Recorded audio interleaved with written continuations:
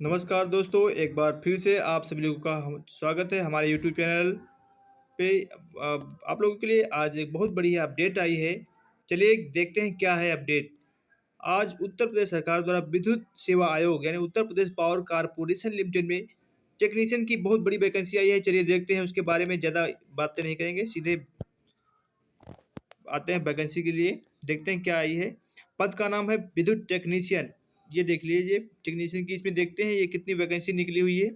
बहुत अच्छी वैकेंसी आई है इस बार पहली बार। अनारक्षित के लिए 357 वैकेंसी है और अन्य पिछड़ा वर्ग के लिए 241, अनुसूचित जाति के लिए 187, अनुसूचित जनजाति के लिए 17 वैकेंसी आई हुई है।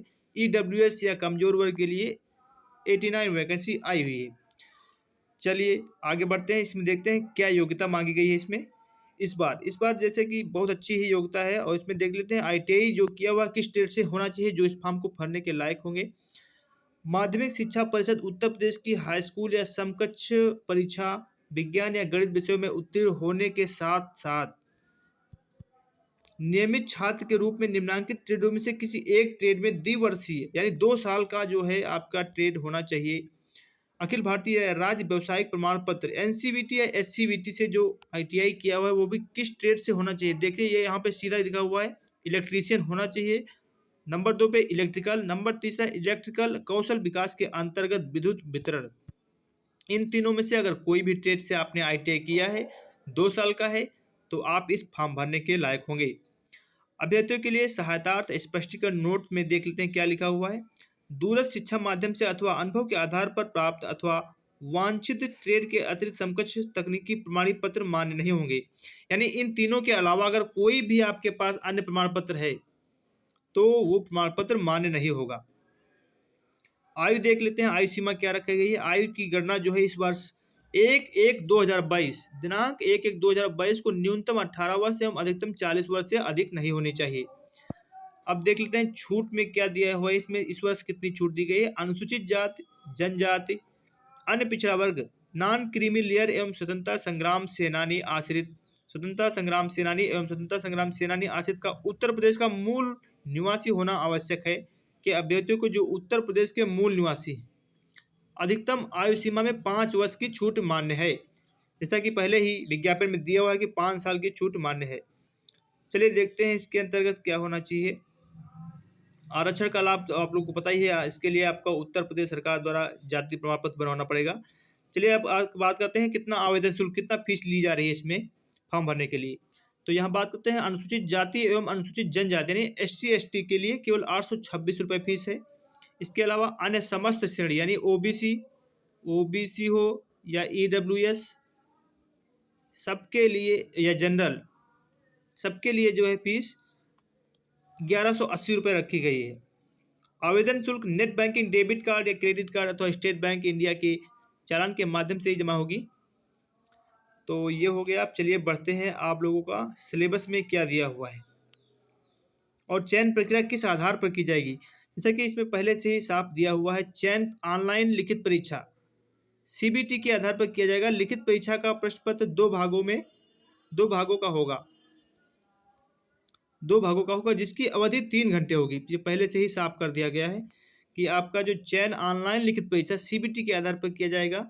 लिखित परीक्षा का प्रश्न पत्र 2 भागों का होगा जिसकी अवधि 3 घंटे की होगी। अब ये प्रथम भाग देखते हैं, इसमें क्या क्या पूछा जाने वाला है।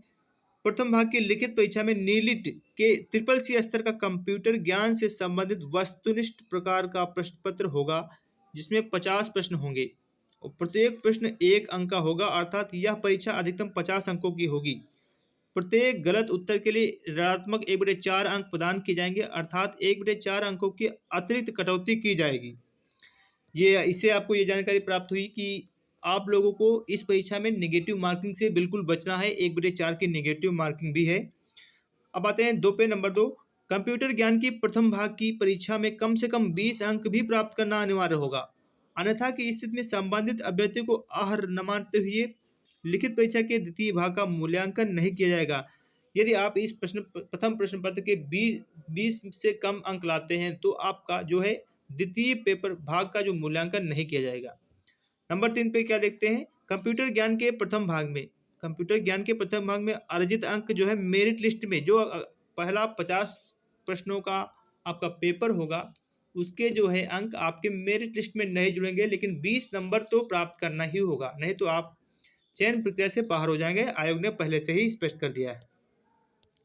चलिए बढ़ते हैं आगे। द्वितीय भाग में क्या है जिससे हमारे लोगों की मेरिट बनना है।